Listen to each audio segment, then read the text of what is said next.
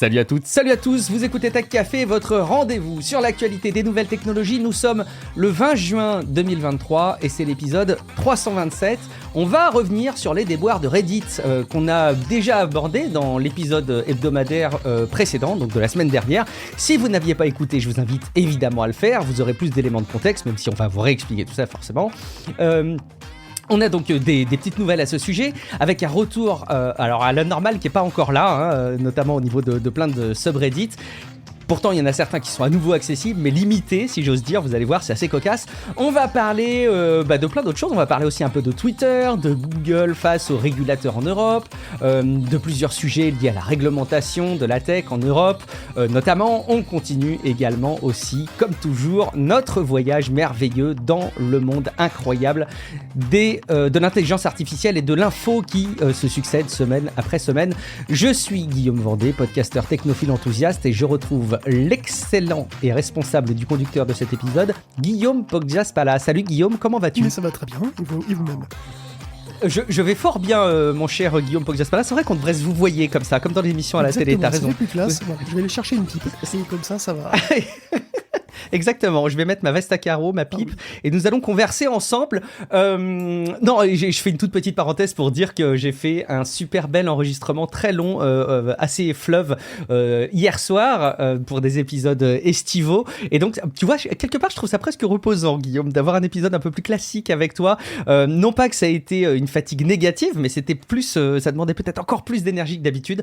Là, on est un peu dans notre zone de confort avec notre rendez-vous hebdomadaire. Si vous l'appréciez d'ailleurs ce rendez-vous, si vous y êtes habitué, si jamais vous avez l'habitude qu'on vous délivre une info intéressante et que le format est assez unique, vous ne trouvez pas cette infotech ailleurs, dans les articles, dans votre veille, dans les flux RSS ou dans d'autres supports, eh ben, je vous invite à prendre connaissance du mode de fonctionnement de Tech Café, qui est un podcast gratuit, qui est soutenu par ses auditeurs. Ils ont la possibilité de contribuer financièrement à son fonctionnement, ça, en gros à la hauteur de quelques euros par mois, et ce, sans engagement, grâce à la page Patreon. L'adresse super simple, patreon.com/techcafé. Patreon, c'est Patreon. Et quand je dis sans engagement, c'est qu'il y a toujours, chaque mois, forcément, des soutiens qui préfèrent arrêter leur abonnement. On n'a pas un pic exponentiel de soutien sur Patreon depuis des années, sachez-le. On remercie bien évidemment celles et ceux qui ont accepté de nous soutenir pendant un moment et d'avoir garanti un petit peu le financement de l'émission. Alors à votre tour, peut-être que vous pourriez prendre la relève et faire un bout de chemin avec nous. Vous serez en tout cas bienvenus. Et au-delà d'être bienvenus, vous profiterez d'un flux privé du podcast sans la pub. Et puis c'est nouveau, petite contrepartie qui est remise au goût du jour grâce à l'intelligence artificielle. Un chapitrage hyper précis et assez pertinent des épisodes avec ce flux privé du podcast. Donc si jamais vous voulez retrouver un sujet en particulier ou au contraire pour zapper les sujets qui relèguent au fin fond de l'épisode les sujets qui vous intéressent le plus, peut-être que ça peut être une fonction intéressante pour vous. Merci en particulier à Pac-Man, le seul, le vrai, celui qui croque les fantômes, je pense, Jean-François Relativo, Anthony et Céline. Merci beaucoup d'avoir accepté de soutenir Tech Café sur Patreon. Merci également à toutes celles et à tous ceux qui accepteront de déposer un avis sur les apps de podcast. On peut citer par exemple Sylvio6 qui a déposé un avis sur Apple Podcast Suisse. Je cite, grâce à un judicieux et optionnel financement participatif, les Guillaume peuvent poursuivre la vérité avec audace et la rapporter avec intégrité. Un soin infini et beaucoup d'amour sont apportés à la préparation de chaque épisode. Je pense aussi. Je ne me lasse pas de vous entendre. Merci. Eh bien, nous, on ne se lasse pas de prendre connaissance de vos évaluations sur les apps de podcast.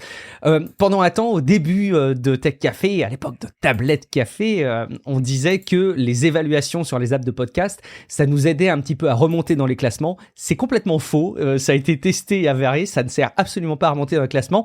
Par contre, ce qui est intéressant, c'est que quand quelqu'un tombe sur un épisode de Tech Café, un peu comme quand on tombe sur une app dans les App Store, eh ben, on va voir les évaluations pour savoir si l'application ou le podcast en l'occurrence sont pertinents.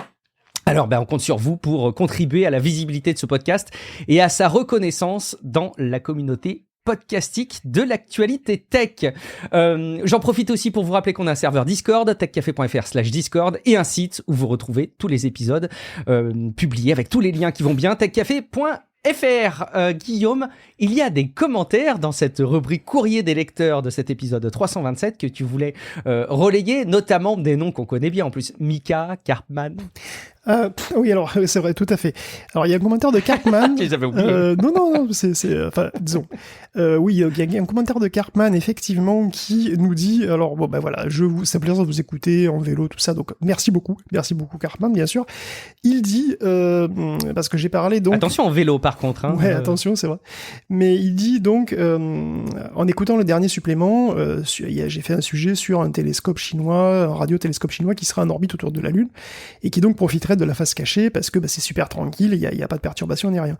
Et il me dit, effectivement, la face cachée n'est cachée que pour la Terre. Il arrive que la face cachée soit complètement éclairée, pendant la nouvelle Lune.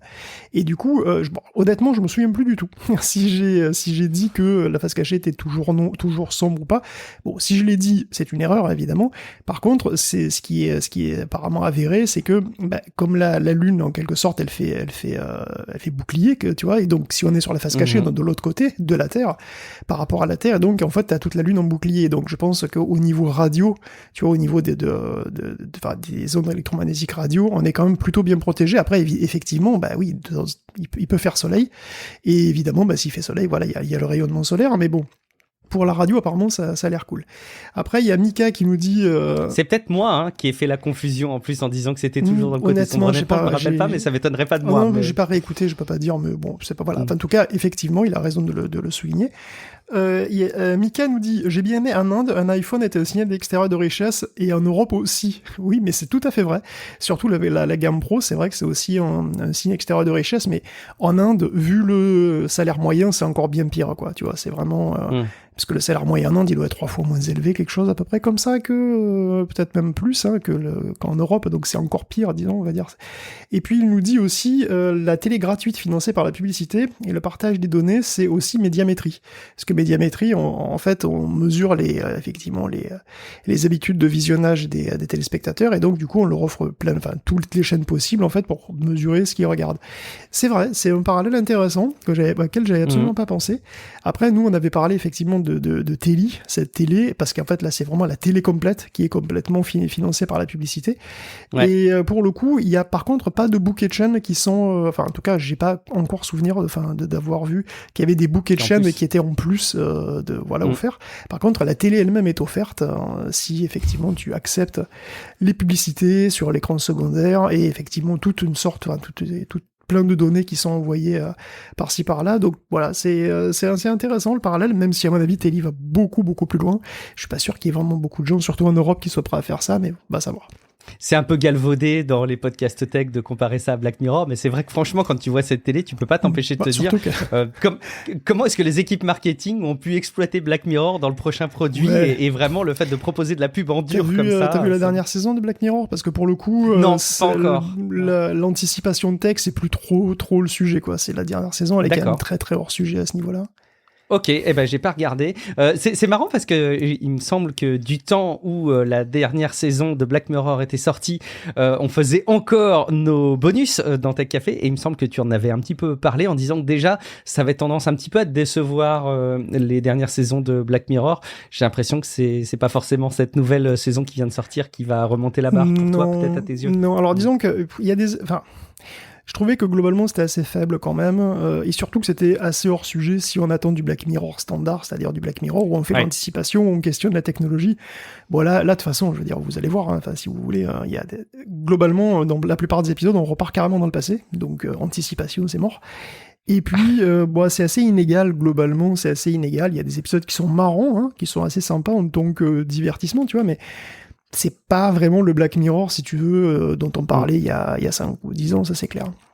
Je pense que pourtant, avec les intelligences artificielles génératives qu'on a depuis l'été dernier, les scénaristes. C'est pour ça que je suis un peu déçu, honnêtement, parce que. Oui, mais ils n'ont pas pu l'exploiter aussi vite, tu vois. C'est forcément une saison future. Tu vois, ça couvait déjà un petit peu, et c'est vrai que du coup, on a l'impression qu'il y a des choses à dire, tu vois, donc c'est un petit peu dommage de voir que ils ont pas renoncé, puis ils sont repartis dans le passé très souvent, quoi.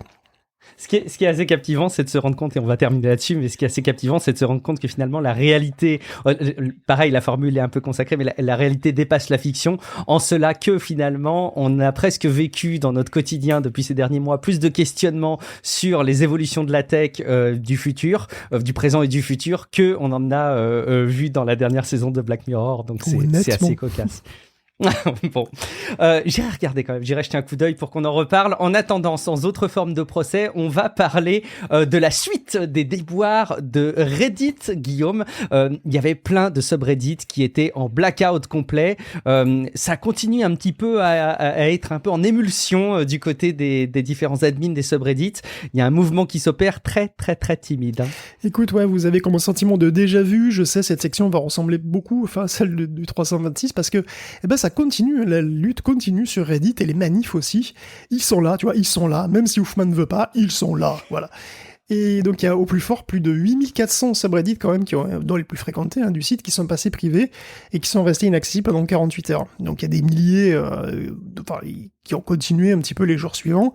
Quelques centaines d'ailleurs peuvent l'être encore en ce moment même, mais beaucoup sont revenus en ligne suite à ce qui ressemble quand même un petit peu à des menaces, il faut avouer, du CEO, de changer les règles du site pour virer les modérateurs rebelles et les remplacer par des gens de meilleure volonté, c'est-à-dire qui cherchent évidemment à protéger l'intérêt du plus grand nombre, et de la direction de Reddit aussi pendant qu'on y est, pourquoi pas. Alors, certains ont réouvert, c'est vrai, mais uniquement avec des photos de John Oliver. Donc John Oliver, c'est un comique de talk show américain, et c'est un sondage qui est fait à la suite d'un sondage qu'ils ont décidé ça, donc les utilisateurs sont d'accord, on peut ne rien leur dire. Il y a des rebondissements tout le temps, il y a même un rebondissement là aujourd'hui, puisqu'on a appris que le groupe de hackers Black Cat est en fait celui qui aurait volé 80 gigaoctets de données à Reddit, des données internes qui avaient été volées en février dernier. La nouveauté, c'est qu'ils veulent désormais 4,5 millions de dollars de rançon, parce que quand même, on reste dans le cœur de métier. Ils veulent aussi l'annulation des changements de tarifs de l'API Reddit. Donc le ransomware se fait militant, et ça témoigne effectivement de l'importance de ce qui se passe en ce moment aussi avec le site, je crois. Exactement. Je trouve qu'il y a des parallèles à faire en plus entre quelque part Twitter et Reddit, c'est-à-dire en gros la manière dont tu gères une plateforme qui a des impacts sur les usages très directement. Je trouve que c'est évidemment pas les mêmes proportions de départ, c'est pas les mêmes proportions de fonctionnement, c'est pas les mêmes choix non plus, mais je trouve qu'il y a des parallèles à faire. On continue du coup sur Reddit. Oui, on rappelle de la situation quand même. Reddit, c'est un site web ancestral puisqu'il a presque 20 ans. Il regroupe des milliers de forums sur tous les sujets imaginables et quelques autres, et ils sont tous autogérés par des modérateurs bénévoles. Donc c'est des gens qui passent souvent plusieurs heures par jour à virer le contenu inapproprié, le spam, etc. Donc ces modos, comme on dit, utilisent tous des outils automatisés qui utilisent l'API de Reddit pour fonctionner, API dont la grille tarifaire va subir un énorme changement au 1er juillet. En règle générale, toutes les applis tierces vont être décimées par ce changement. Donc le codeur d'Apollo, c'est le premier à être monté au créneau là-dessus, mais 90% des applis vont vraisemblablement fermer le 31 juin, à la consternation générale et à la mienne en particulier, puisque votre serviteur utilise Boost depuis des années. Donc en soi, l'augmentation des prix n'a rien de choquant. Oui. Ce qui est assez dingue en plus, alors je connais, je dois le rappeler, encore très très mal Reddit parce que je suis pas du tout utilisateur, j'ai toujours eu beaucoup de difficultés, je me suis forcé parfois mais j'arrive pas à l'absorber dans mes usages au quotidien. C'est pas grave, le plus important dans un service n'est pas que Guillaume Vandel l'utilise, encore heureux, mais j'ai effectivement toujours entendu à quel point les applications tierces étaient importantes parce que je crois savoir que Reddit a mis très longtemps avant d'avoir son application officielle, je me trompe? Pas du tout. En fait, le site Reddit a longtemps été l'unique manière d'accéder à Reddit. Après, l'application officielle est arrivée et elle n'était pas fameuse. Et bien avant, il y a eu des applications tierces qui ont été et qui sont toujours d'ailleurs bien meilleures que l'application officielle. Donc, c'est vrai que sans API, évidemment, elles peuvent pas exister. Alors, c'est vrai qu'en soi, l'augmentation des prix de cette API, l'augmentation des prix de l'accès au serveur de Reddit n'a rien de choquant parce que Reddit, qui a été lancé en 2005, n'est toujours pas rentable. Donc on sait que la conjoncture économique est moins propice que par le passé, on sait aussi que Reddit veut rentrer en bourse et qu'il cherche des revenus, et c'est légitime. Le problème, c'est que le virage vers la rentabilité a été très mal négocié par la direction, qui cumule les bourdes et qui énerve à peu près toute la communauté, tout le monde. Ce qui est quand même une grosse erreur, parce que Reddit, c'est sa communauté, vraiment. Et en particulier les modérateurs. Et du coup, sous-entendre que ceux qui coupent l'accès à leur Reddit en signe de protestation sont une noblesse, entre guillemets, qui devrait pouvoir être virée par le peuple, sous-entendu, qui souhaite avoir accès peinard au contenu, ça passe vraiment très mal. Parce que cette noblesse, elle est pas payée. Tu vois, c'est pas vraiment une noblesse, et sans elle, Reddit n'existerait tout simplement pas. Depuis des années, elle maintient le site sur pied, bénévolement, donc elle goûte pas beaucoup les propos et les projets de Steve Hoofman de changer les règles pour faciliter la révocation des modérateurs, en fait. De même, les développeurs d'appli n'ont pas été prévenus assez longtemps à l'avance. Ils n'ont pas eu leur mot à dire sur les tarifs, qui sont très élevés. Aucune négociation ne semble possible. Et encore aujourd'hui, rien n'a bougé. Si Reddit avait voulu vraiment tuer les applis tierces explicitement, il ne se serait pas pris autrement. Et dans une posture très défensive, Steve Huffman va jusqu'à dire des trucs complètement incohérents. Comme Reddit n'aurait jamais été conçu pour supporter des applis tierces. Ok, alors pourquoi il existe une API ? Depuis 10 ans, quand même. C'est pas la fonction d'une API, peut-être, tu vois. Mauvaise foi. Il dit aussi que les applis ne semblent avoir aucune idée à quel point elles profitent de l'API. Donc elles profitent, mais comme tu le dis, pendant très longtemps, de toute façon, Reddit n'avait pas d'application à lui, donc je vois pas trop. Et bon, la com est calamiteuse, Reddit reste fermé, utilise des arguments de politiciens qui rappellent les trucs, d'ailleurs. Et puis bon, ça empire de jour en jour, puisque désormais, Steve Huffman se dit inspiré par Elon Musk. Et les changements qu'il fait à Twitter. Donc il a même confié ça à NBC News. Quand il regarde Musk, ça le conforte dans ses choix. Bon, voilà, je laisse tout le monde, voilà, je laisse l'appréciation. Quand je parlais de parallèle entre Reddit et Twitter. Voilà, et mine de rien, c'est une saga qui dépasse largement les utilisateurs de Reddit, parce que déjà, tout le monde utilise Reddit indirectement ou presque, parce que vous le demandiez explicitement ou pas, des posts Reddit se retrouvent fréquemment en haut des résultats de recherche sur Google, par exemple. Et oui. C'est pas un hasard, le contenu Reddit, c'est des humains qui parlent de leur expérience, et régulièrement, c'est exactement ça qu'on cherche. Donc, malgré des communautés qui, effectivement, sont parfois sulfureuses, il n'y a pas que des anges du paradis sur Reddit, Internet serait sans doute pire que ce qu'il est sans lui. Tu sais, on parle souvent des IA génératives qui vont inonder Internet de contenu médiocre, mais déjà aujourd'hui, SEO... déjà aujourd'hui, SEO oblige, une bonne partie d'Internet est produite par des machines explicitement pour être lue par d'autres machines. La plupart des sites contiennent une énorme partie de contenu optimisé qui est souvent fait algorithmiquement, automatiquement, et qui n'est là que pour être lu par les robots de Google et être bien indexé. Et si Reddit disparaît, les recherches Google vont être un peu plus difficiles, les résultats vont être un petit peu plus pourris. Ça pourra paraître naïf, mais il y a une prise de conscience douloureuse aussi là-dedans de la communauté Reddit, que tout ça, en fait, ça leur appartient pas. Ils ont mis énormément d'eux-mêmes dedans, mais ça leur appartient pas, et tout peut changer du jour au lendemain, sans qu'ils aient leur mot à dire. Et c'est le message qui est perçu, en fait. Et dans ces conditions, évidemment, on est moins enclin à s'investir. Donc on est un petit peu à une croisée des chemins, et effectivement, le parallèle avec Twitter est frappant, vous me voyez venir. Il se pourrait qu'après ça, il y ait un pivot vers le fait divers, parce qu'il faut se demander ce qu'on attend aussi des plateformes, ce qu'on attend d'Internet, quoi. Les applications décentralisées qui imitent Reddit, il y en a déjà, pas de problème. Il y a les noms de Lemmy et de Cabine qui reviennent assez souvent. Donc il y a des alternatives, comme pour Twitter. Est-ce qu'elles seront utilisées ? Les changements économiques poussent des changements de comportement des plateformes qui obligent à réaliser ce qu'on avait peut-être un petit peu oublié en 20 ans, c'est normal aussi, que tout ça, voilà, les utilisateurs font vivre une plateforme, mais le pouvoir reste concentré dans les mains de boîtes privées qui font ce qu'elles veulent.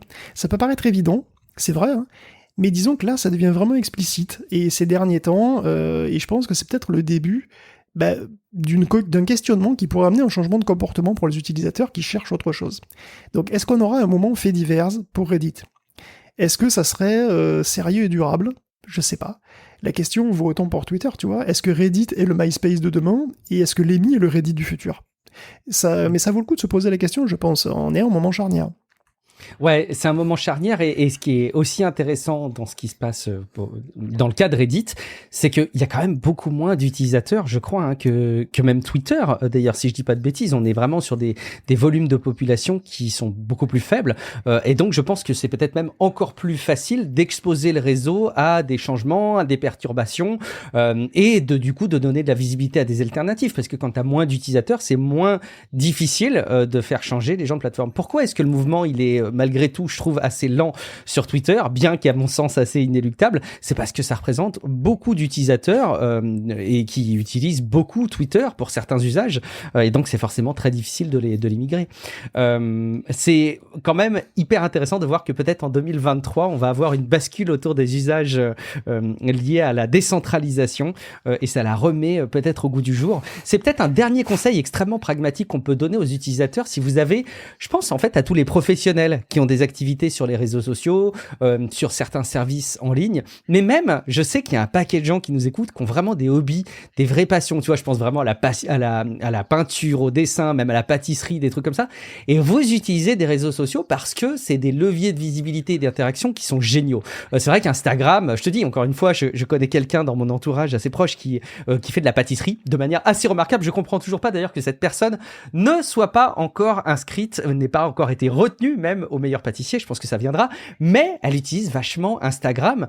Je me dis juste, évidemment la pâtisserie, Instagram, il n'y a aucune raison de penser que ça puisse être bouleversé, mais malheureusement, c'est aussi souvent mettre un peu tous ses œufs dans le même panier. Donc j'ai vraiment envie d'interpeller aussi les auditeurs qui ont des petits business, des hobbies, des passions, de se dire à quel point votre activité en ligne, vous êtes prêt à la confier à des services privés. C'est un peu extrême, hein, faut pas demain basculer tous vos usages, mais peut-être de commencer sur le long terme à vous dire, tiens, comment est-ce que je pourrais avoir peut-être un petit peu plus la main sur ma présence, sur mon activité et sur ce que je produis.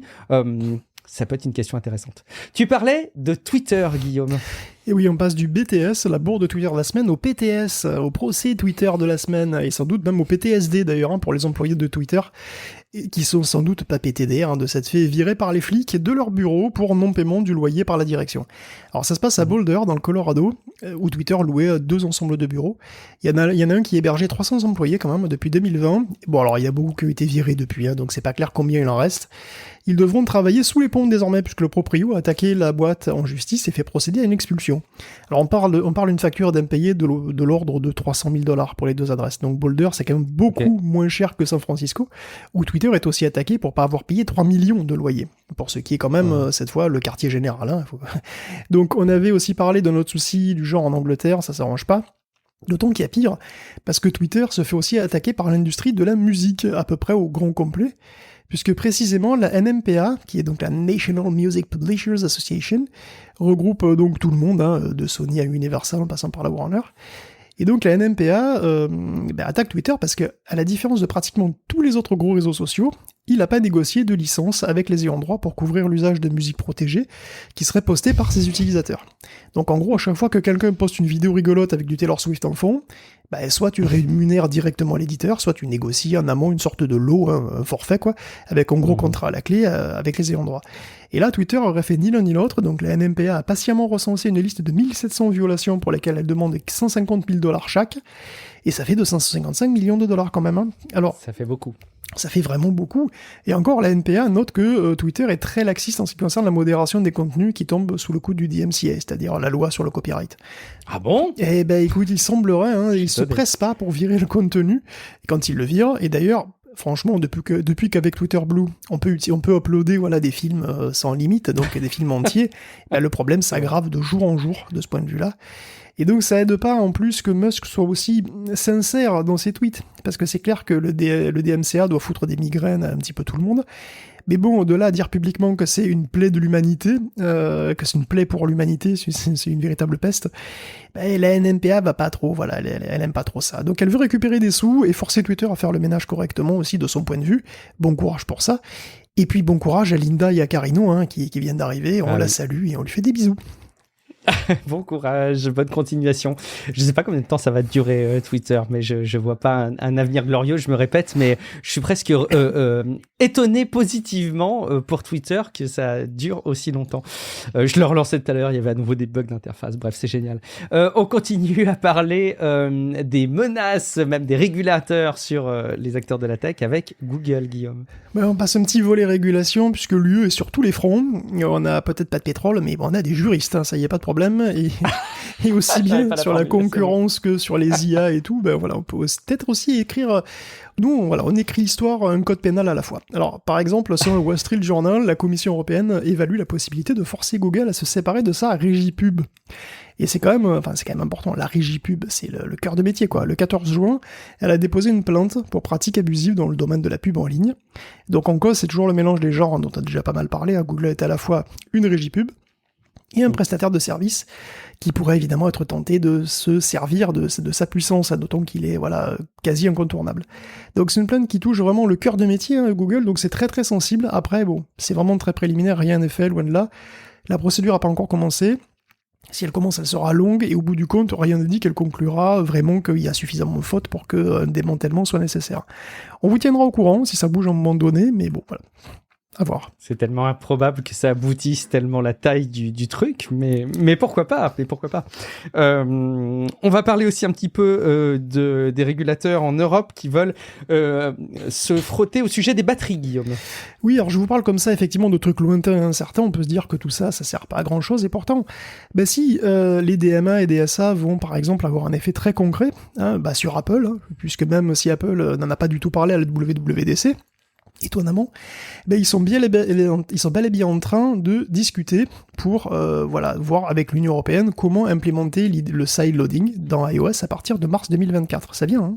Ouais, j'avais moi une échéance et je m'étais mis comme échéance temporelle la sortie d'iOS 17, mais en fait c'était peut-être un petit peu anticiper le sujet parce qu'ils peuvent très bien attendre l'ultime mise à jour du point 4 ou du point 5 en 2024. Ils vont traîner jusqu'au bout. C'est ça, ils vont traîner des pieds, mais bon, ça va bien devoir arriver, hein, donc ce sera la forme, probablement c'est ça, du mise à jour spécial pour iOS 17, probablement localisé à l'Europe aussi, parce que je suppose qu'ils vont bien se garder de le faire partout où ils sont pas obligés de le faire.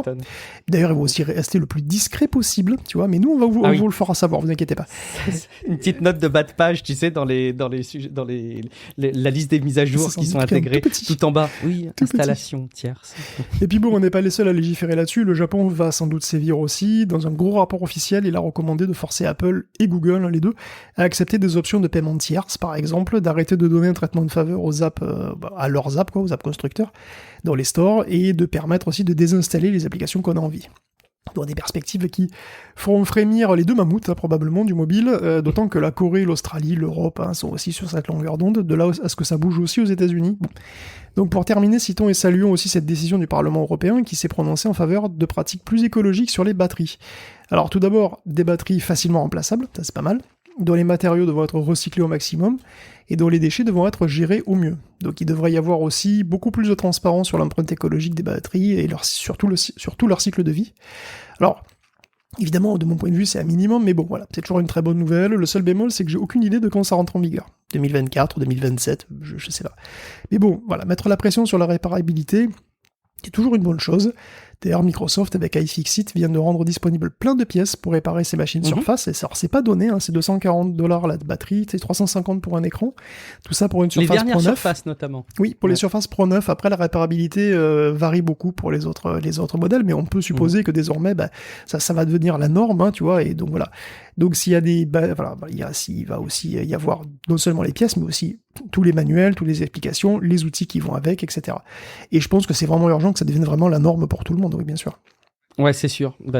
Surtout, en fait, ce qui est assez remarquable, c'est que la batterie, c'est vraiment un truc qui a une véritable usure et qui ne conditionne pas la performance de ta machine. Ta machine, tu peux vouloir la changer au bout d'un moment si jamais ça manque de performance avec des processeurs, etc. Mais la batterie en soi, alors oui, effectivement, tu as des processeurs qui peuvent ralentir pour sauvegarder les batteries. On en avait parlé dans son temps avec les fonctionnements de l'iPhone. Ça avait d'ailleurs engendré pas mal d'images négatives pour Apple, probablement à juste titre, vu la manière dont c'était géré d'un point de vue communication, mais vraiment, le remplacement de la batterie, ça me paraît être un socle assez indispensable aujourd'hui pour baisser l'empreinte carbone du grand public dans la consommation des biens numériques. L'Union européenne qui veut forcément aussi de la régulation en intelligence artificielle, Guillaume. Oui, l'Europe toujours qui veut légiférer sur les IA, et là je suis un petit peu mort de rire parce que le Sénat vient d'accepter des expérimentations de vidéosurveillance avec reconnaissance faciale dans l'espace public, donc bienvenue à Shanghai. Parce que souvenez-vous, il y a une époque lointaine de ça, il y a 2 ans peut-être, on s'indignait, on s'horrifiait de voir ce genre de trucs en Chine, tout ça. Et bon, au même moment, l'Union européenne vient de mettre à jour son AI Act, son projet de loi sur l'IA, pour justement, entre autres, interdire la surveillance biométrique de masse. dont, je cite, l'identification biométrique à distance dans les espaces publics. Tout à fait. Alors, le sénateur LR, porteur du projet, a beau rassurer que, voilà, il n'y aura pas de notation sociale, donc, heureusement, de catégorisation d'individus en fonction du sexe, de l'origine ethnique, tout ça, et que ce serait, cantonné à des cas exceptionnels, limités, avec des garanties, mais bon, voilà. Ce que je vois, c'est que la France prend un chemin un peu glissant, et qu'il se pourrait qu'un jour, elle se retrouve sans s'en rendre compte avec un régime pas totalement compatible avec les lois européennes elles-mêmes. C'est un comble. Loi européenne qui avance doucement, donc dans une version, vers une version quasi finale de ce fameux AI Act, parce que bon, il a été approuvé par le Parlement européen le 14 juin, ou le 15, je sais plus. Je crois que les deux sujets sont arrivés presque le même jour, si je dis pas de bêtises. La proposition de loi du Sénat et ce sujet dans l'Union européenne, c'est assez cocasse quand même. Ouais, c'est vachement marrant. Et bon, c'est vachement... Non, pas vraiment. Donc, mais bon, en tout cas, le AI donc, a été approuvé. Bon, il devrait être finalisé en janvier, mais il va y avoir une dernière round de négociations. Et déjà, il a un petit peu bougé, en fait, depuis la dernière fois où on en avait parlé, et c'est d'après le Time, d'ailleurs. Le lobbying d'OpenAI et de Sam Altman n'y serait pas étranger. Dès 2022, OpenAI était assez explicite sur ce qu'il craignait de la prochaine loi. C'est-à-dire que tout système d'IA assez généraliste soit d'office considéré comme une technologie à haut risque. Entre guillemets, c'est comme ça que c'était la dénomination officielle. Mais il a envoyé à l'Europe un document de 7 pages, dont on vient de prendre connaissance, qui est donc publié dans le Time, pour assurer que GPT-3 n'était pas, en lui-même, un système à risque. Même s'il reconnaissait quand même qu'il pouvait être utilisé pour faire des trucs risqués. Bon. Alors Sam Altman lui-même a beaucoup donné de sa personne, il a fait un énorme, il a fait une tournée de rockstar. Puis bon, il est jeune, il est beau, il sent bon, donc il a eu ce qu'il voulait, je sais pas. En tout cas, c'est ce que dit Sarah Chander, par exemple, une experte qui travaille pour la commission. OpenAI a utilisé l'argument d'utilité publique, comme d'habitude, pour masquer ses intérêts financiers. C'est ce qu'elle dit, Sarah, qui voit le mal partout, vraiment. Et Daniel Lefeur dit un petit peu la même chose, donc c'est un autre expert. En gros, les boîtes appellent à la régulation, mais uniquement d'une manière qui les arrange. C'est-à-dire, laissez-nous faire, on gère. Même quand on sort un truc à moitié cuit dans le monde entier, c'est ce qu'on appelle une expérimentation à vraie grandeur, c'est vital pour la mise au point du nouveau système, vous comprenez pas. Et puis bon, ils mettent eux-mêmes des sécurités, alors le prompt engineering, ça existe et c'est difficile à éviter, mais enfin voilà. Donc le texte semi-définitif ne dit plus du coup que les systèmes généralistes comme ça, les systèmes d'IA généralistes on va dire, sont d'emblée à risque. Donc les modèles fondamentaux, donc c'est foundational models, comme on dit en anglais, les grands modèles de langage sont des modèles foundational. Ils devront à la place respecter un ensemble de règles qui est beaucoup plus restreint. Donc il n'y a pas de génération de contenu illégal. Il faut dire si on entraîne sur du matériel protégé par copyright, faire des analyses de risque. Et l'UE vaut aussi une transparence sur les productions des IA génératives. Donc on doit en fait savoir si une image ou un texte a été généré par une machine. On doit pouvoir le savoir. Effectivement, ce serait idéal pour savoir à quoi on a affaire, garder un semblant de confiance dans ce qu'on voit sur Internet. Comment faire en pratique ? C'est compliqué. Il y a des solutions préliminaires qui commencent à voir le jour pour la détection, le watermarking des contenus générés, on va en parler. Ça reste limité, mais bon, c'est déjà encourageant, on va dire. Au sujet de la réglementation des intelligences artificielles, je voudrais en profiter, une fois n'est pas coutume, pour partager. Alors, vous pouvez le consulter en podcast. Vous qui écoutez Tech Café, vous allez être content. Mais en fait, à la base, c'est une émission de télé. C'est ce soir. Donc, c'est sur France TV. Bon, c'est des sujets de société. Et je suis tombé il y a quelques jours sur l'épisode Intelligence artificielle vers une société de surveillance. J'ai été très surpris de la qualité du débat de cet épisode.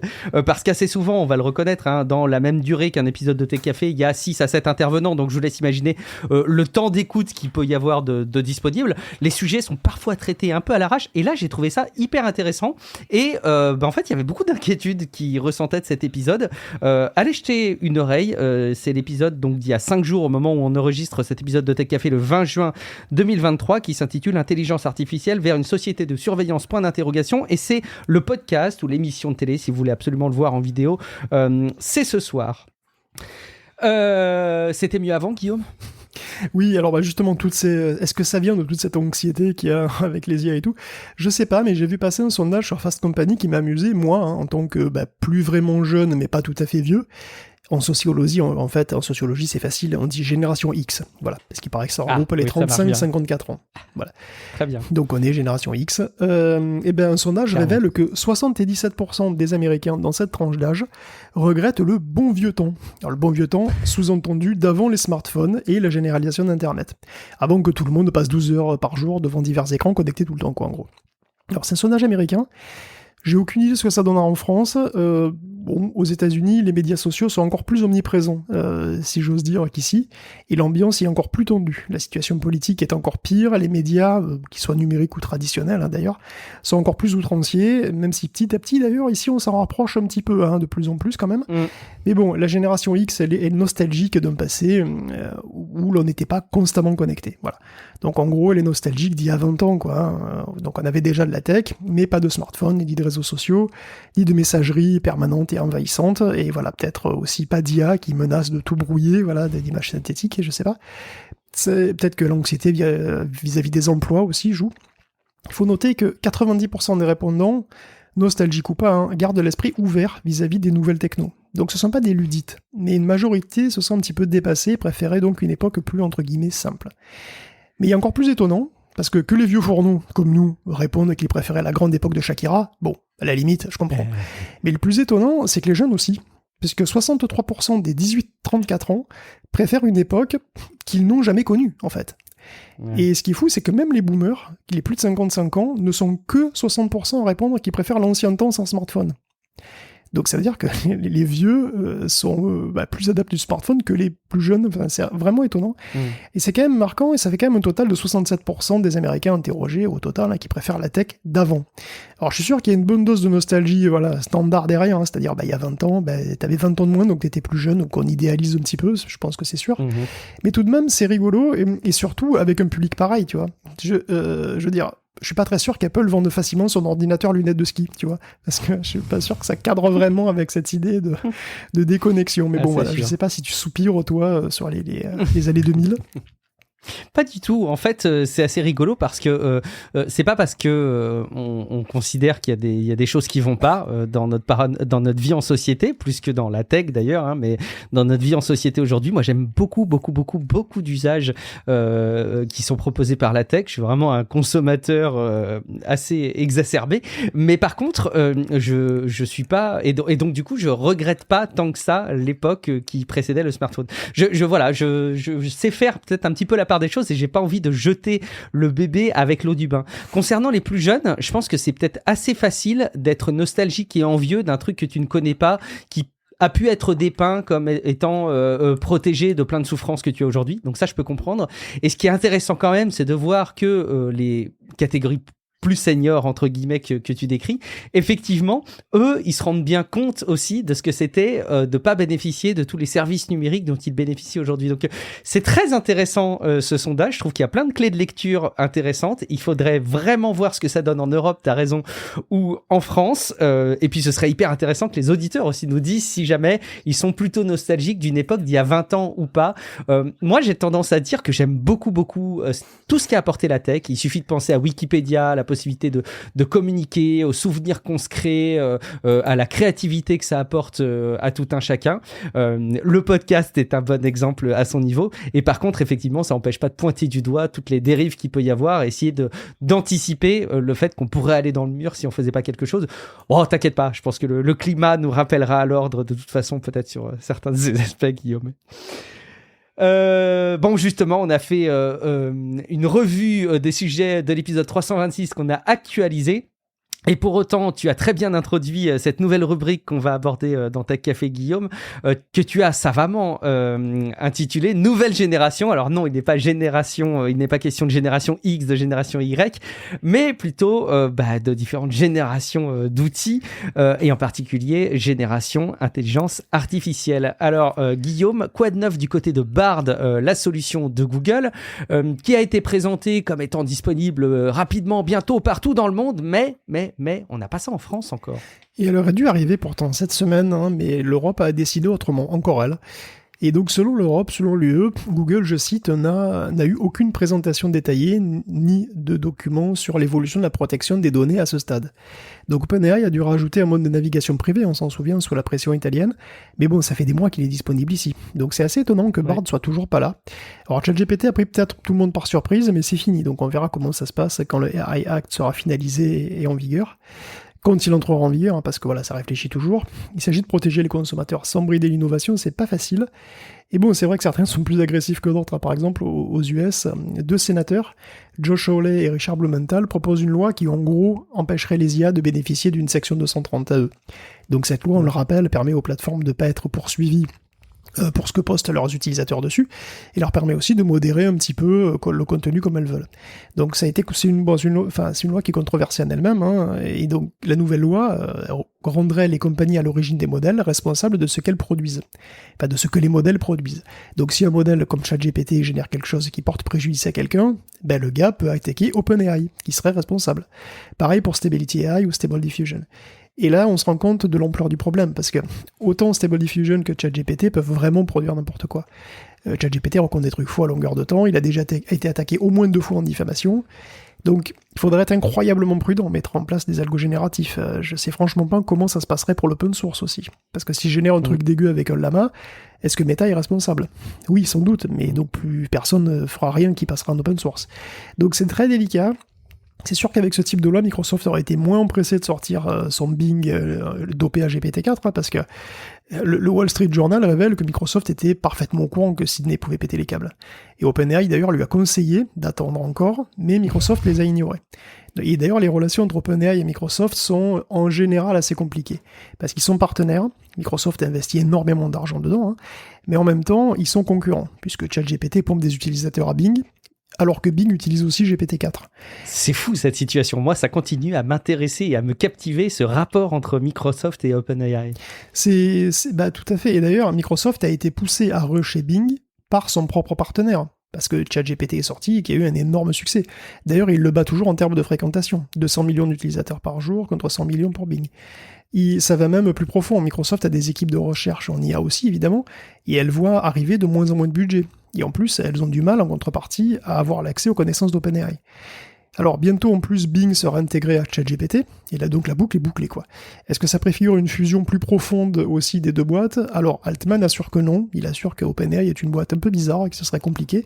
Et donc, ils vont continuer d'être frenemies pour un petit moment, je pense. Frenemies, j'adore. Dans le cas de Google, je ne sais pas ce que tu en penses et de Bard, j'arrive à me demander s'il n'y a pas un parallèle à faire avec le rachat de Blizzard Activision King, c'est-à-dire en gros tu arrives avec une proposition de valeur, donc soit un rachat dans le monde de la tech, soit un nouvel outil d'intelligence artificielle dans le deuxième cas, avec une situation sur laquelle tu n'es pas très à l'aise quand tu es régulateur, et tu te dis j'ai pas envie d'empirer le problème, laissez-nous le temps de digérer un peu les sujets, on n'arrive pas à suivre la cadence, donc bon, par défaut on bloque. Tu vois ce que je veux dire? Je fais des gros raccourcis, hein, parce que dans le cadre du rachat de Blizzard Activision King par Microsoft, il y a plusieurs régulateurs, il y a des positions différentes, etc. Donc, mais j'arrive à me demander si c'est pas un peu le dilemme du régulateur qui est de dire il faut aussi que j'arrive à forcer l'industrie à se mettre à un rythme que j'arrive moi à absorber. Je sais pas si tu vois ce que je veux dire. Oui, c'est vrai, hein, en ce moment c'est assez compliqué, ouais. On continue à analyser un petit peu la manière dont on gère, Guillaume, le contenu généré par des outils qu'il faut continuer à discerner de la réalité pour avoir encore nos points de repère. Oui, on en parlait, la transparence, donc le fait de savoir ce qu'on lit, ce qu'on écoute ou ce qu'on regarde. Est-ce que c'est produit ce qu'on voit par un algorithme ou non? C'est quand même une bonne base pour conserver un semblant de foi en ce que l'on consomme sur Internet, et là-dessus on peut remarquer 3 articles intéressants qui donnent des pistes. Alors le premier, c'est une méthode pour mettre un filigrane reconnaissable et un watermarking, comme on dit, robuste, hein, sur les images génératives. C'est intéressant ça, je trouve. Moi je trouve ça super intéressant. Donc comment tu fais pour mettre un filigrane sur un mirage, donc hein, voilà. Alors évidemment tu mets un filigrane, mais il faut qu'il reste si on modifie l'image. Tu vois, si on tourne l'image, si on la découpe, etc. Ouais. Il faut que le filigrane reste, que ça reste détectable, et il faut aussi que ça se voit pas à l'œil nu, parce qu'il faut pas que l'image soit dégradée, tu vois. Donc il y a des chercheurs de l'université du Maryland qui proposent une solution assez compliquée, mais du coup très robuste, hein, qui consiste à marquer l'image très très très en amont, en fait, du processus de génération, puisqu'on va carrément marquer le bruit à partir duquel on fabrique l'image. Donc on rappelle que dans un Stable Diffusion, comme dans un DALL-E, hein, on crée une image en hallucinant des détails à partir d'une image complètement aléatoire, d'un bruit. Le fait en commençant par entraîner un modèle de deep learning à débruiter des images, à des vrais. Donc en gros, on salue une image et puis on lui demande de nettoyer ça. Et puis après, pour générer des images, on lui demande de nettoyer des images qui ne sont pas des images, en fait, qui sont vraiment du bruit complet. Et du coup, ils vont halluciner des détails. Ils vont voir des choses qui ne sont pas là, mais des choses qu'on lui demande de voir avec le prompt. C'est comme ça que très très schématiquement ça fonctionne. J'ai l'impression que tu viens de résumer en moins d'une minute, mais de manière plus explicite qu'on ne l'a jamais fait dans Tech Café, le fonctionnement. Ou peut-être qu'on commence à être habitué, j'en sais rien. Mais bref, pardon, excuse-moi. Ouais, après c'est très schématique, hein, évidemment, mais bon. Ouais, mais... En tout cas, l'idée c'est de marquer le bruit aléatoire dès le départ pour qu'il soit plus tout à fait aléatoire, en fait. Donc on va prendre une image aléatoire, vraiment, ensuite on va la transformer. On va la transformer de manière un petit peu particulière, on va prendre son spectre. C'est ce qu'on fait aussi quand on prend du JPEG, par exemple. Donc on décompose une image en gamme de détails en fonction de leur échelle quand on fait ça. C'est-à-dire qu'on a des détails de haute fréquence, c'est-à-dire comme une texture sur un mur, des choses qui varient assez vite, puis on a des détails de faible fréquence, comme des trucs plus gros qui varient beaucoup moins vite, voilà, comme le dégradé du ciel, par exemple, ce genre de choses. Et en JPEG, ce qu'on fait, c'est qu'on vire une partie des détails pour compresser, en fait. Ici, on fait ça parce que quand on modifie le spectre de l'image, c'est pas quelque chose de local. Toutes les modifications se répercutent automatiquement partout dans l'image. Tout est partout. Et à toutes les échelles. Donc, je prends le spectre du bruit, je fais des rondes dedans. Je fais vraiment des cercles concentriques dedans. Hein. Et quand j'inverse la transformation, ça redevient du bruit. Parce que c'est totalement possible, hein, c'est réversible, donc j'inverse ce bruit marqué, et ça redevient du bruit. Je vois plus du tout les cercles. En fait, je vais rien voir du tout, je vais voir que du bruit, mais c'est un bruit qui sera subtilement altéré. Ce sera pas du bruit purement aléatoire, même si ça se voit absolument pas. Et après, je continue comme d'habitude. C'est-à-dire, je débruite avec mon algorithme de deep learning, là je débruite comme d'habitude, je fais ma diffusion à l'envers, et donc j'ai une image qui me paraît totalement normale. Sauf que ce processus de diffusion, là, je peux aussi le faire à l'envers. Ça, c'est totalement possible. Et donc, si je prends une image qui est une image générée, une image générative, je fais le processus de diffusion à l'envers, j'aboutis à un bruit. Et après, ce que je fais, c'est que je réinverse ce bruit. Et donc, dedans, qu'est-ce que je vais voir ? Je vais voir les cercles. Ou pas. S'il n'y a pas de cercle, bon, tu vois, voilà. Donc, si je vois des cercles, je pensais pas qu'on pourrait les revoir en débruitant l'image. En fait, je pensais t'avoir compris au départ et je me suis dit oui, mais une fois que le mirage va être halluciné, on va perdre cette composition du bruit. Je suis pas sûr d'avoir compris comment est-ce qu'on arrivait à retrouver cette empreinte à partir du débruitage de l'image. J'arrive pas à comprendre comment la particularité dans le bruit, qui n'est plus aléatoire, est retranscrite dans l'image finale générée. J'arrive pas à le visualiser. Elle est retranscrite sous forme de détails à toutes les échelles qu'on peut pas voir, mais qui sont très très subtiles. Alors, pourquoi on s'embête autant en fait ? C'est que le truc, c'est que si je modifie mon image, que je la retourne, que je la découpe, que je change les couleurs, si je fais le processus inverse, je vais quand même au final retrouver des cercles. Ce sera pas forcément des cercles aussi nets qu'avant, ce seront des cercles un petit peu plus flous, ce seront des cercles assez sales avec du bruit dessus, mais ils sont quand même là, tu vois. C'est ça l'idée en fait. L'idée du watermarking, c'est que c'est un watermarking très robuste, parce que quand on modifie beaucoup l'image, voilà, comme la diffusion se fait sur le bruit altéré, l'image conserve une qualité de génération optimale en plus. Donc on pourrait par exemple imaginer que DALL-E ou Midjourney puissent systématiquement générer des images avec ce filigrane. Ce serait facile après de repérer avec des outils en ligne, par exemple, de repérer si une image est générative ou pas. Tu vois, Stable Diffusion aussi pourrait faire ça. Après, on se doute qu'avec un outil open source, on peut évidemment faire sauter cette étape de protection si on le souhaite. Tu vois, c'est toute la puissance et aussi tout le souci des modèles libres. En même temps, on peut plus facilement vérifier qui génère des images avec la signature, quoi. Donc bon. Enfin, c'est quand même prometteur, sachant qu'Eleven Labs montre aussi la voie, puisqu'ils viennent de mettre à la disposition de tout le monde un outil de détection de fake sur leur propre site. Alors Eleven Labs, c'est une boîte c'est une des boîtes les plus connues qui fait du deepfake audio. Donc voilà, c'est facile de faire dire n'importe quoi à n'importe qui sur leur site indirectement, on n'a pas besoin de télécharger quoi que ce soit. Tu peux faire du voice cloning, du clonage de voix, et c'est des voix qui sont de très bonne qualité, qui sont très expressives, et donc il est possible de cloner une voix à partir de quelqu'un sans son accord. Parce qu'évidemment, une personnalité publique, c'est très facile de récupérer des échantillons pour cloner la voix. C'est pourquoi la boîte a mis au point un détecteur gratuit. Donc tu uploads ton audio, et le site te dit directement à 99% si c'est une voix synthétique. Une voix synthétique de chez eux, c'est-à-dire qu'ils connaissent, tu vois. Même si le contenu a été modifié, ils sont quand même sûrs à 90% à peu près que si c'est une voix synthétique ou pas. Alors, c'est pas clair qu'il y ait un watermarking ou si c'est juste la production de leur algo de base qui fait des caractéristiques qui sont très typiques et qui sont donc très atypiques pour une voix naturelle. Ça, c'est possible aussi que nous, on entend une voix normale, mais si tu fais une analyse plus approfondie, ça se trouve, le spectre, il est très bizarre. Le spectre. Très probablement. Et en ce qui concerne le texte, il y a aussi des recherches actives sur des modèles de deep learning qui sont entraînés à détecter d'autres modèles de deep learning. On se bat avec les IA. En fait, on se bat contre les IA avec leurs propres armes, quelque part. Hein. Donc, en particulier, il y a Roberta. Alors Roberta, c'est une cousine de GPT, tout simplement, qui est de la famille Google, et qui a été entraînée sur des productions de GPT-2. Donc ça marchouille aussi sur ChatGPT avec un bon entraînement, mais ça dépend des domaines. Parce que ChatGPT, tu sais qu'il a tendance à être moins émotionnel qu'un vrai humain quand il écrit. Et donc, du coup, quand tu as du texte qui est d'office pas très émotionnel, comme de la doc technique ou scientifique, qui déborde en général pas de sentimentalisme, la détection du texte généré devient beaucoup plus délicate.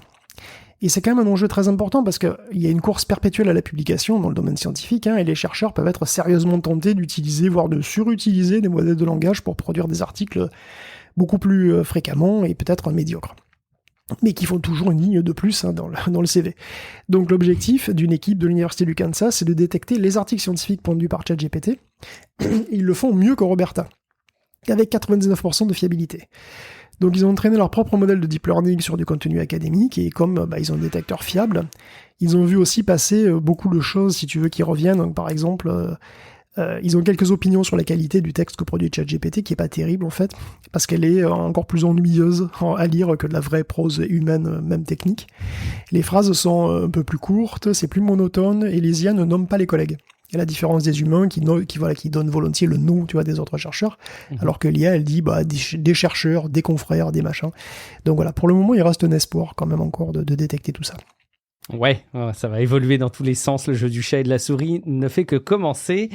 On va parler un petit peu de Meta, Guillaume, qui propose des solutions autour de la voix cette fois-ci. Oui, Meta est toujours très actif dans l'actu du deep learning, avec le travail de Lequin déjà. On va en parler plus tard, mais et plus proche d'ailleurs d'une application concrète, il y a son nouveau modèle VoiceBox. Et VoiceBox, c'est une sorte de Stable Diffusion pour la voix, avec tout, génération, édition, et même une forme d'in-painting, si on veut, c'est une sorte de couteau suisse pour l'audio, vraiment. C'est un outil universel, par exemple, il peut être utilisé pour enlever des perturbations, mais fortes, par exemple, un chien qui aboie, une sonnerie de téléphone, une sirène, etc., tu peux carrément enlever ça. En fait, il suffit... Une voiture qui circule à la fenêtre de chez Guillaume, par exemple, pendant la fête techno, le truc techno pendant la fête de la musique. Donc il suffit de virer le bout, enfin en fait, ce que tu fais, c'est que tu vires le bout problématique, et après, VoiceBox va le compléter. Il va le compléter avec les bons mots, la bonne voix, le bon ton. Et finalement, ça ressemble à une sorte de Stable Diffusion ou un Magic Eraser, tu vois, qui permettrait de reconstituer le bout d'image qui manque. Donc on peut aussi éditer l'audio comme si c'était du texte. Donc tu peux changer les mots dans une phrase sans avoir à rien réenregistrer. Tu peux générer totalement de la voix à partir de texte, à partir d'un échantillon de modèle. Donc c'est du clonage de voix. On peut aussi faire de la traduction. On peut varier les styles de locution, les styles de voix, on peut changer le sexe, etc. Tout ça fonctionne en 6 langues. Et en plus, c'est relativement facile à calculer, mais c'est pas en open source. Et c'est étonnant de la part de Meta. Voilà. Et pourquoi ? Parce que Meta écrit explicitement que c'est trop dangereux. Et oui, bonne excuse traditionnelle des IA qui sont trop puissantes pour être mises à disposition de tous en grand public et en open source. C'est intéressant. Il y a trop d'usages nuisibles potentiels. L'article est en libre accès, mais pas le modèle. Donc c'est pas le premier modèle de ce genre à être concerné par les inquiétudes. Il va dans 2 semaines. Peut-être, je sais pas. En tout cas, je me souviens de Bark TTS qui est théoriquement capable de faire la même chose aussi, de faire du voice cloning par exemple. Mais sa version open source est limitée à 100 voix par exemple. Donc Bark TTS peut faire ce genre de truc, mais pas en open source non plus, tu vois. Ça peut se comprendre. Et après, connaissant l'architecture, c'est probablement possible de reconstituer un modèle si on arrive à récupérer pas mal de données. Je rappelle que Red Pajama, par exemple, souhaite refaire un lama complètement ouvert, donc c'est peut-être possible. On continue, tu parlais de Yann Lequin, Guillaume. Oui, autre recherche de chez Meta qui a été beaucoup médiatisée, c'est le dernier modèle de Yann Lequin, donc il appelle ça le IGPA, J-E-P-A. Bon, il y a beaucoup de, comment dire, il y a eu énormément d'articles là-dessus. On peut même lire que c'est un modèle qui se rapproche de l'intelligence humaine. Par exemple, on lit ça dans les Échos. Et bon, c'est quand même un peu prématuré. Voilà, après, c'est normal aussi. Yann Lequin, c'est une star. Il a été pris Turing avec Bengio et Hinton en 2019, donc pour leurs travaux sur les réseaux de neurones. Donc quand ils sortent un nouveau truc, c'est normal que ça passionne un peu. Et Lequin, en fait, a une vision très ambitieuse pour le futur du machine learning. En l'occurrence, le modèle de vision qu'il présente est vraiment un tout petit pas dans cette direction. Parce que globalement, Lequin mise sur une vision qui est résumée par le cycle GEPA, donc J-E-P-A. Alors, GEPA quoi ? GEPA, ça veut dire Joint Embedding Predictive Architecture, donc c'est-à-dire c'est une architecture prédictive qui se base sur un plongement, sur une représentation conjointe. Représentation conjointe de quoi ? Du monde, voilà, tout simplement du monde. Parce que, attention, Yann Lequin, il n'est pas impressionné par les modèles de langage, par exemple. Et il pense qu'ils n'atteindront jamais l'intelligence générale, et certainement pas de niveau humain.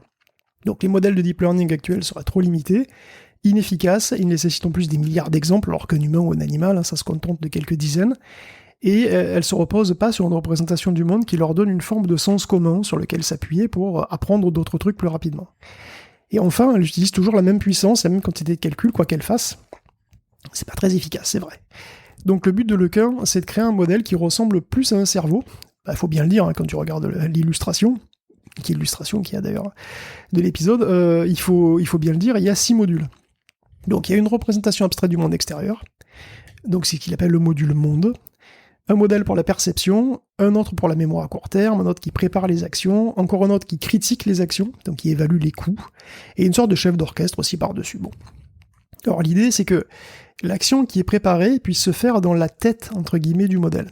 Donc le module acteur génère une suite d'actions qui ne sont pas nécessairement faites vraiment dans la réalité. Le modèle du monde peut prévoir comment ça va évoluer, si on fait les actions, et il peut calculer un coût pour tout ça et décider de le faire ou pas, ou de faire autre chose. Bon, c'est compliqué, et au centre de tout ça, il y a effectivement ce modèle du monde. Donc c'est non seulement une représentation abstraite du monde extérieur, une représentation mentale en quelque sorte de l'IA, comme le monde est dans la tête de l'IA, mais ça doit aussi être un prédicteur. C'est-à-dire que ça doit être capable d'anticiper les étapes plausibles du monde dans un futur proche, d'anticiper comment il va évoluer.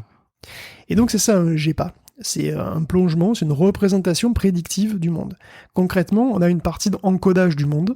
Donc dans le cas de IGEPA, de l'article qui vient d'être publié, dont on parlait là, c'est un encodage d'images. Donc dans IGEPA, c'est juste des images. Mais à terme, ça sera multimodal. Donc il y aura du son, des images, des mouvements, etc. Tout ce que tu veux. Et donc avec ces encodeurs, on a une représentation mathématique abstraite du monde. Donc ici des images, c'est que des images. Et ensuite, il faut entraîner une partie prédictive, qui en gros comble les trous. Comble quand elle ne sait pas, elle imagine ce que c'est, quoi. En gros, c'est ça l'idéal, comble les trous. Donc les infos qu'on a sur le monde sont de toute façon toujours incomplètes. Donc on doit toujours compléter ce qui manque et prévoir ce qui peut arriver malgré tout, tu vois. Donc on doit, même si on ne sait pas, on comble les trous et on réfléchit quand même par-dessus. Donc dans le cas de IGEPA, c'est vraiment littéralement ça en fait. C'est-à-dire qu'on comble vraiment des trous dans des images. Donc le monde du modèle se réduit à des images fixes, et le but c'est de créer une manière de représenter ce monde qui est efficace pour la prédiction, et la prédiction ici c'est de compléter ce qui manque. Et pour le coup, c'est à peu près tout. Donc en matière d'intelligence proche des humains, tout ça, faut pas non plus exagérer. C'est pas demain. Ce GEPA-là, il est très spécifique, puis on n'a rien autour, on n'a pas de perception, de mémoire, de configurateur, de je sais pas quoi. Pour l'instant, on se focalise sur comment créer un petit GEPA qui roule, un petit GEPA qui roule bien, déjà dans le principe. Alors il y a quand même des choses intéressantes, Donc le modèle, par exemple, il n'a pas été entraîné à compléter les images directement, mais il a été, entraîné à compléter les représentations abstraites de ces images. Alors ça peut sembler être un détail, on va dire, mais c'est important, parce qu'en fait c'est plus efficace, et ça donne une très bonne robustesse à la représentation. Donc en gros, il complète les images dans sa tête, mais il complète pas les images directement, si tu veux. Et la représentation abstraite de l'image devient une manière de se focaliser sur l'essentiel. C'est ça le truc, c'est que cette représentation mentale, ce n'est pas l'image. C'est quelque chose qui est essentialisé. Ça donne un peu l'impression d'avoir accès au code source. Enfin, j'essaie de trouver une analogie pour bien visualiser les choses, mais... le truc, c'est que une image a un sujet. Une image a un sujet, d'accord, elle a un contenu sémantique. Et l'idée, c'est que la représentation abstraite de l'image doit essentialiser le sujet. Le contenu sémantique de l'image. Donc c'est se focaliser sur l'essentiel, quelque part. Donc ça se voit bien dans les visualisations qu'on a en fin d'article, d'ailleurs, où ils prennent des images encodées, qu'ils décodent. Donc ils les décodent, donc en fait ils utilisent un algorithme génératif pour prendre une représentation et montrer ce qu'elle représente. Et qu'elle représente, qu'est-ce que ça serait comme image, à quelle image elle pourrait correspondre. Et en fait, ce qu'on constate, c'est que les images décodées sont pas identiques à l'image d'origine, mais qu'elles en retiennent l'essentiel. C'est-à-dire que si c'est une pie, toute représentation sera décodée en une pie noire et blanche. Par contre, l'arrière-plan, on s'en fout. Il peut varier. La pose exacte de la pie, on s'en fout aussi, ça peut varier. Et c'est encore plus marqué pour une télévision. Donc pour une télévision, si on prend la représentation et qu'on la décode, on a toujours, si on fait plusieurs décodages, en fait, on a toujours un rectangle gris avec un cadre. Mais ce qu'il y a autour, on s'en fout, balèque. Donc, on aura retenu l'essentiel. Essentiellement, l'encodeur se fait une idée des concepts, du concept visuel de télévision, de pie, etc. Okay. Avec des représentations comme ça, bon, alors, des représentations comme ça, il y en a d'autres. C'est pas un truc qui a jamais été fait, ça. Des représentations comme ça, il y en a d'autres pour les images, parce qu'il y a plein de possibilités de le faire. La méthode de Lequin et de son équipe semble néanmoins très efficace à ce niveau-là, et puis en plus, elle est assez efficace au niveau des calculs aussi. Donc elle est un petit peu meilleure à capter les concepts visuels, elle est assez bien optimisée. Donc c'est un premier pas intéressant. Après, la vision de Lequin, elle est vraiment très ambitieuse, et je pense que la route est encore longue quand même. Eh ben, ça confirme qu'il reste hyper intéressant de suivre les travaux menés par Yann Lequin du côté de chez Meta. Ça, c'est une belle recrue, hein, je pense. Côté Meta, ils doivent être contents là en 2023 d'avoir un type comme ça qui a autant d'aura sur ces sujets-là dans le domaine de l'intelligence artificielle et qui est autant reconnu, je pense. On parle d'intelligence artificielle, Guillaume, et je pense qu'une bonne partie des auditeurs et même des personnes qui suivent la tech vraiment sous un angle grand public n'ont pas pu passer à côté de l'article un peu facile à véhiculer sur les médias, qui est celui de voir, au même titre qu'on avait l'affrontement à l'époque entre l'ordinateur et le joueur de jeux d'échecs, il fallait confronter forcément une intelligence artificielle générative, un chat GPT, et un bon vrai philosophe pour relever le défi de répondre au mieux à l'épreuve du bac de philo. Et évidemment, philosophe remarquable, Raphaël Enthoven, bon, j'aurais beaucoup à dire. Bref, en tout cas, lui a obtenu une très bonne note au bac de philo. Guillaume, quelle note a eu ChatGPT ? Ouais, il a eu 11 et c'est déjà pas si mal, n'est-ce pas ? C'est pas si mal. Effectivement, c'est un truc qui a fait les gros titres cette semaine, hein, Enthoven qui se fait mousser aux dépens de ChatGPT. Et pourtant, son expérience, elle dit vraiment pas grand-chose en fait. Hein. Déjà, elle est très peu scientifique quand même. Parce que bon, premier point, ChatGPT, il est certainement meilleur en anglais qu'en français. Parce qu'il y a beaucoup plus d'anglais que de français dans son dataset d'entraînement. Donc, pour avoir une idée de sa capacité optimale, il aurait fallu le tester en anglais. Et en plus aussi avec un prompt optimal. Parce que là, on lui aurait demandé de faire... Le prompt est dégueulasse, hein. Tu l'as vu ? Bah oui, c'est faire le boulot, écrire la dissertation avec humour et dans le style d'Enthoven. What the fuck ? Je veux dire, demander ça... J'avais même pas vu ça, moi, en prompt. J'ai vu un truc beaucoup plus compliqué, mais assez foireux. Ah ben, ce serait intéressant. C'est ce qu'il y a dans le truc de Numérama. Je suis pas allé voir beaucoup plus loin, mais en tout cas, demander d'adapter le style de quelqu'un d'autre et de l'humour, surtout de l'humour pour un modèle de langage, c'est l'invite à se vautrer.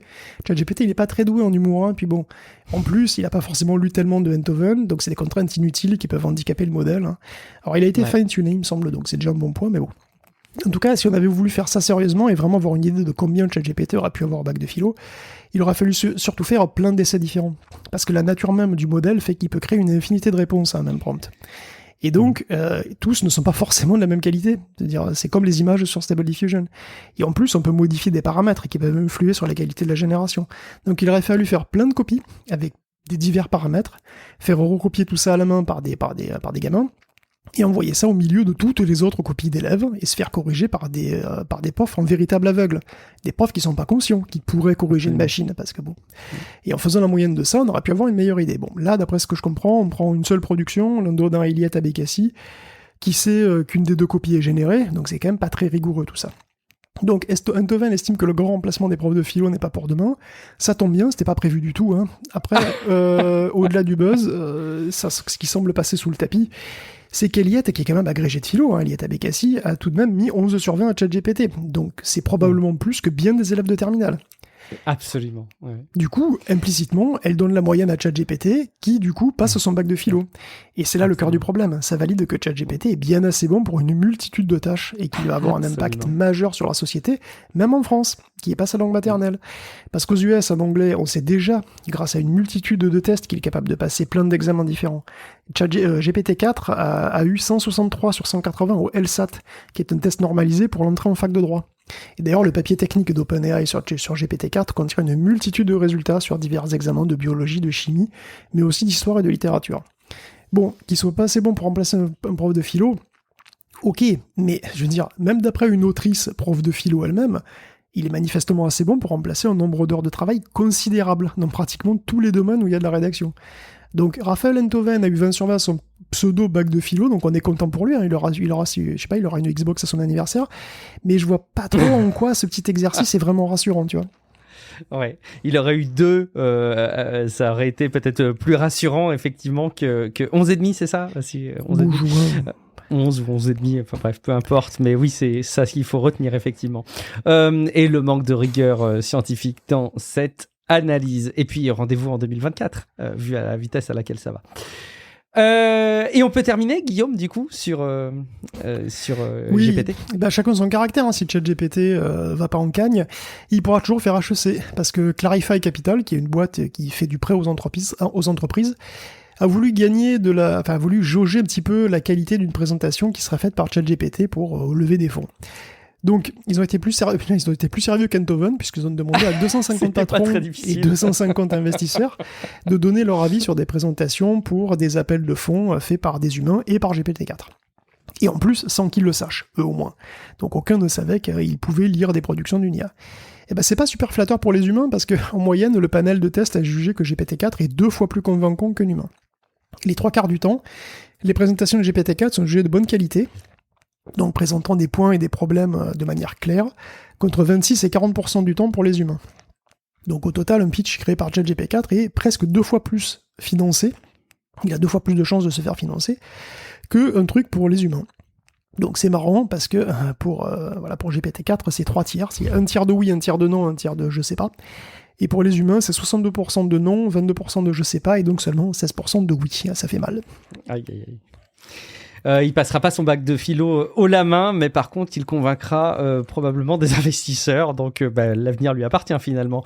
J'en profite, on parlait de philosophe juste avant. Je peux pas m'empêcher à chaque fois, c'est plus fort que moi, de vous rebrancher sur cette vidéo de Monsieur Phi. Quoi, les philosophes médiatiques disent-ils de la merde?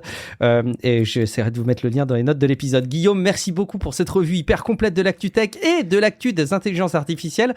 On se régale dans chaque épisode de Tech Café, et semaine après semaine, et on va se régaler avec la cerise qu'il convient de déposer en haut du gâteau, en parlant un petit peu de jeux vidéo.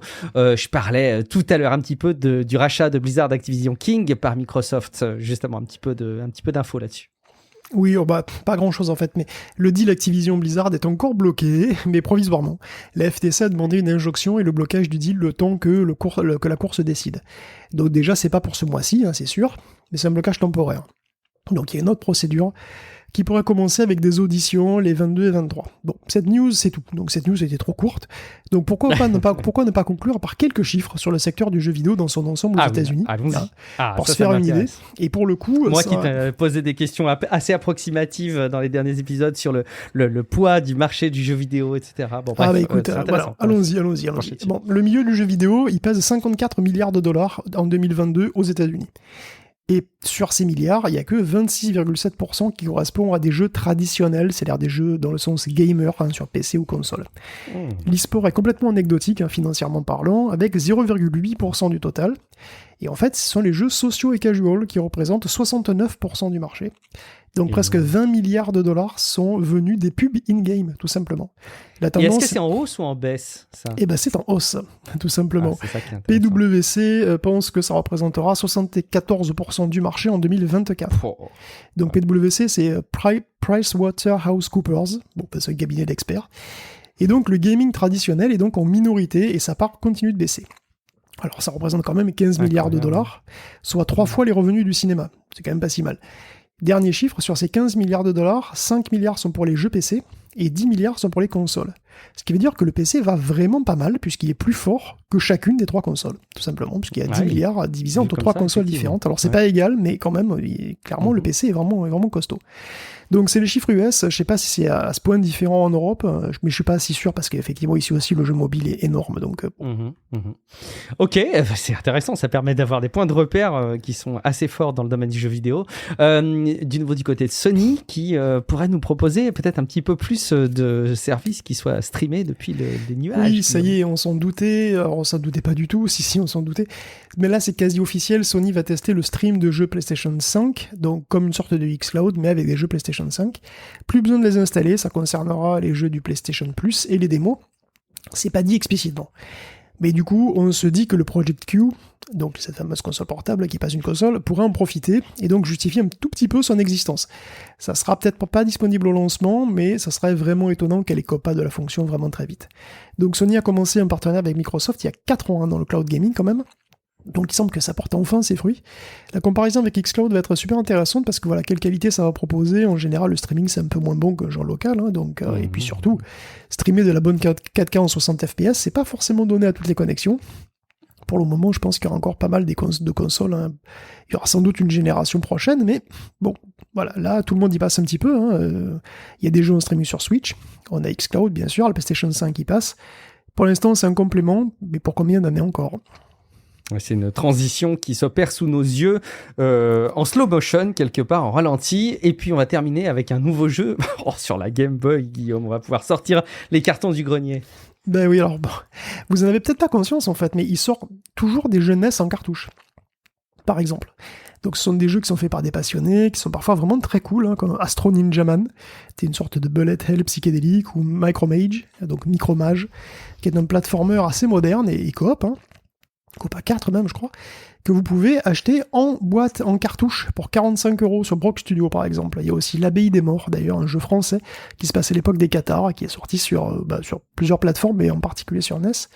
Tous ces jeux faits maison, sur des vieilles machines, hein, ils sortent pas en version physique forcément, mais certains oui, comme Tanglewood par exemple, pour Mega Drive aussi.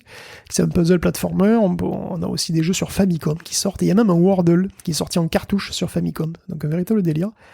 Mais bon, sinon, des fois, effectivement, c'est pour des raisons promotionnelles. Des raisons pas toujours super claires, hein, on va dire quand même. Hein. Donc, c'est des marques qui s'y collent, comme McDonald's, qui vient de sortir un jeu Game Boy Color, qui s'appelle Grimace, je sais pas quoi. Alors, Grimace, apparemment, c'est une mascotte américaine classique de la marque. Donc après, bon, récemment, il y a eu le Tetris McNuggets, quand même. Donc, c'est un véritable jeu électronique de Tetris, parfaitement fonctionnel, en forme de gros nuggets, qui est comme ça apparu en Chine le mois dernier. Je le veux, mais bon, voilà, c'est difficile à trouver. Et voilà, dis pas que McDo sort un jeu dématérialisé, prévu pour être joué dans le navigateur, mais qui en fait est une ROM de jeu Game Boy Color, et qui marche sur une vraie machine, si tu la charges sur une vraie machine. Donc c'est un jeu de skate rigolo, avec une espèce de gros blob violet qui fait du skate, donc, et qui se ramasse la tronche sur des sacs McDo, sur des trucs McDo. Alors pourquoi sur Game Boy Color ? Pourquoi pas, hein ? Mais surtout, parce que c'est plus aussi compliqué qu'avant, faut quand même le dire. Hein. Le temps où il fallait tout coder un assembleur sur des kits super chers est bien révolu. Aujourd'hui, il existe des environnements modernes, très conviviaux et simples à utiliser, autant qu'un Unity au moins, hein, voire plus. Mais au lieu de compiler pour PC, ça vous pond une ROM Game Boy. Donc par exemple, il y a GB Studio que vous pouvez trouver sur itch.io. C'est disponible sur Win, Mac, Linux, tout ce que vous voulez, et c'est gratuit. Donc pendant que je suis là-dessus d'ailleurs, Atari va aussi sortir un nouveau jeu Atari 2600 en cartouche, qui s'appelle Mr. Run and Jump. Bon, c'est la 2600, hein, donc voilà, c'est pas très très beau, mais bon, c'est un platformer, comme son nom l'indique. J'ai aucune info supplémentaire, sauf que c'est en préco le 31 juillet, donc voilà.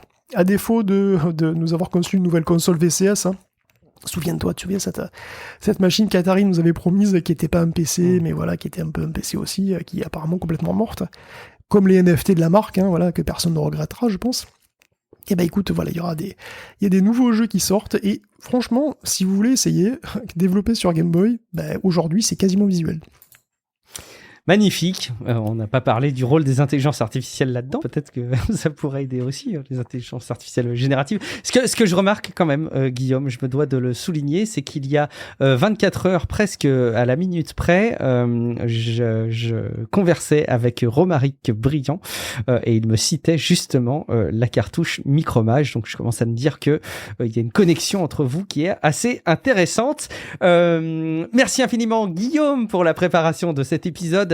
Et tes chroniques toujours savoureuses qui nous permettent de nous tenir au courant, et je pense que le format reste hyper agréable et convivial à consommer pour vous au quotidien. Si c'est le cas, vous savez quoi faire, on vous l'a dit en intro, rendez-vous sur patreon.com/techcafé, déposez des avis sur Apple Podcast, sur Podcast Addict, des étoiles sur Spotify, déposez également vos commentaires pour réagir aux épisodes sur les articles qui accompagnent la parution des épisodes. Vous avez d'ailleurs sur ces mêmes articles tous les liens qui pointent vers les sources utilisées pour nos discussions. Merci beaucoup pour votre fidélité. Vous pouvez même, si vous le souhaitez, échanger entre vous et avec nous sur le serveur Discord, techcafé.fr/Discord. Et peut-être même qu'une partie d'entre vous ne rêve que d'une chose, c'est de contacter Guillaume Poggiaspala, de profiter d'un échange privilégié en tête-à-tête avec lui, ou peut-être entre messages interposés. Guillaume, donne-nous quelques indices. Où est-ce qu'on peut te retrouver ? Mais on peut pas, parce que moi, on va me retrouver dans le passé, tu sais, le bon vieux temps des années 2000, là, pour voir si c'était vraiment mieux avant. Puis moi, c'est pas dur en plus, ça, parce que le passé, il est derrière moi, et littéralement, parce que j'ai une télé cathodique, une PS2 reliée dessus dans mon bureau. Oh, donc mais je peux tester pour vous. Tu fais de l'archéologie, Guillaume. Oui, PlayStation 2, il n'y a pas que ça, de brancher dessus d'ailleurs. Mais... ouais, j'imagine.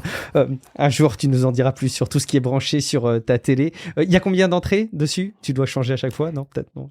Je dois avoir... non, mais là, j'ai une multiprise 6 Péritel, mais ça suffit pas. Et tu avais...